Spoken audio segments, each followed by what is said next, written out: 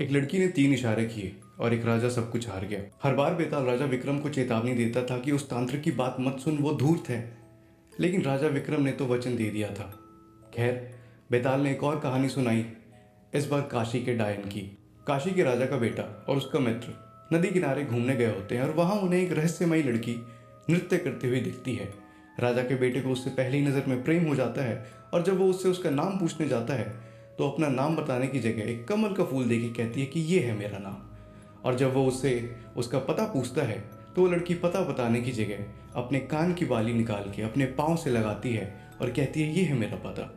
और जब लड़का उसके पिता का काम पूछता है तो वो लड़की अपने दांत उखाड़ने का अभिनय करके कहती है ये है मेरे पिता का काम।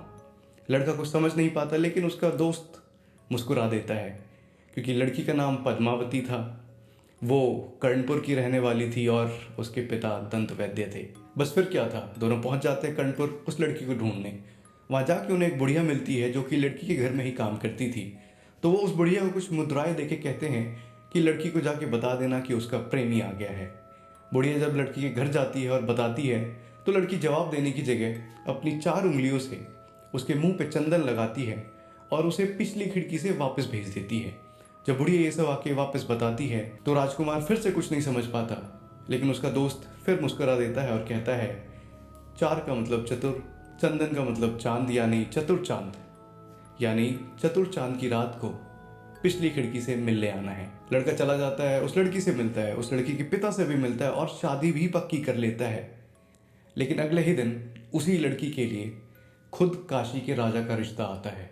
अब एक तरफ राजकुमार थे और एक तरफ स्वयं राजा, लेकिन समस्या सिर्फ इतनी नहीं थी क्योंकि कुछ ही दिनों में यही लड़की काशी की डायन बनने वाली थी और इसका जिम्मेदार था एक ऐसा व्यक्ति जिसपे किसी को भी शक नहीं था। लेकिन काशी के डायन की कहानी अगले पार्ट में।